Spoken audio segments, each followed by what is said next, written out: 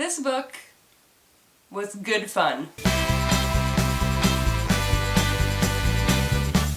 Today's review is brought to you by Mystic City by Theo Lawrence. And you know what? I really enjoyed this book. It was a lot of fun, and it was really good. So take that.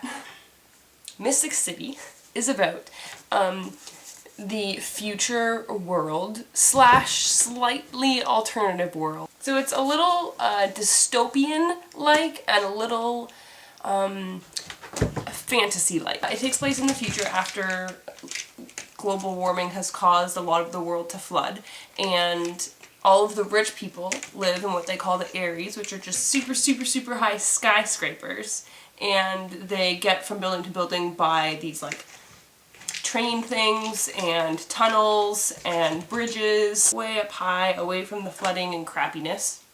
And then there's the poor people who live in what they call the depths, which are just, you know, regular ground. They had to have built sidewalks and stuff like that that are raised because the ground is flooded, and they use like gondolas and everything to get around. But not only is it a futuristic post-flooded world, it also is a world that has magical people in it, and they're called mystics. And mystics are like really cool. First of all, they all have their own separate powers, but the mystics have to be registered so that the city knows that they live there, and they have to have their powers drained twice a year. And there are, of course, unregistered mystics who are illegal, who haven't had their powers drained. What can be done when the mystics get drained is you can make drugs out of them, which they call stick, which is obviously illegal.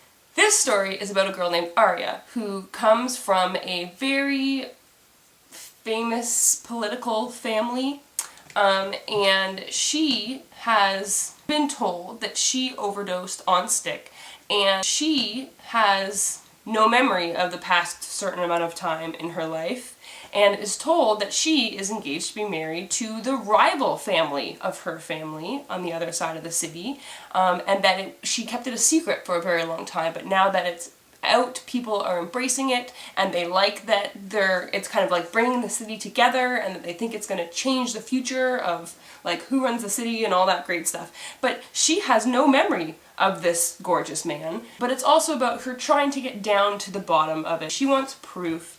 There's a whole bunch of secrets, and there's crazy stuff that happens where she finds out what's going on. She ends up traveling down to the depths to try and find answers, and she meets this mysterious mystic guy who's obviously not a registered mystic, so he's illegally there. He can do powers and do cool things, and it's good.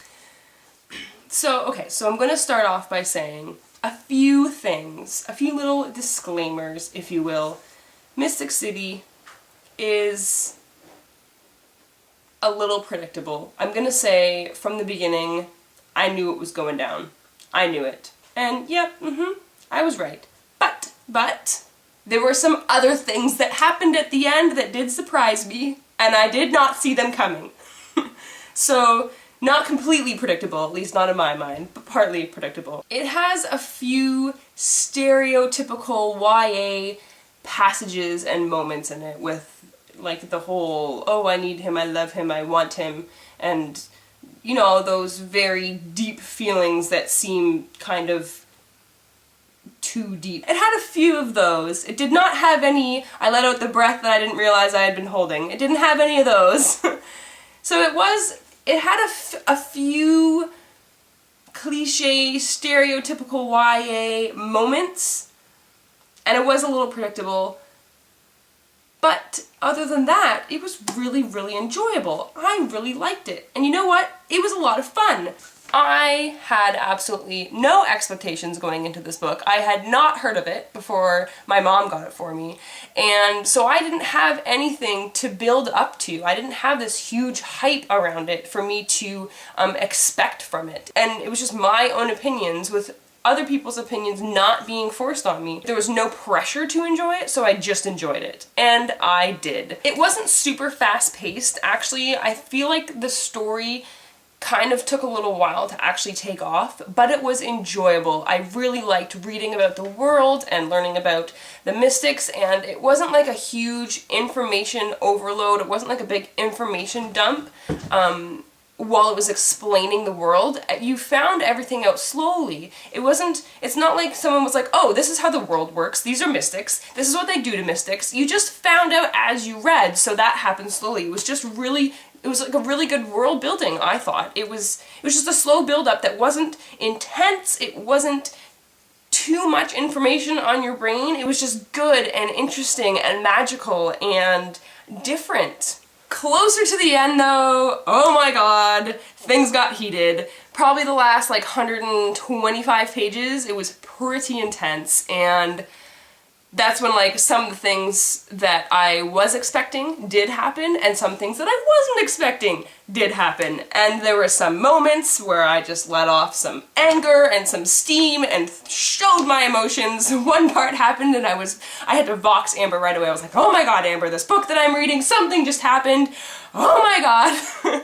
And I was like smacking my book on my bed. I was like, I refuse to believe it. It didn't happen. So that's good. Having your feelings come out of a book like that clearly is a good sign. The book was well written to make you have feelings like that. So, yes, this was a great book. I enjoyed it. I'm giving it 4.5 out of 5 stars. I think you should read it because it's a good time.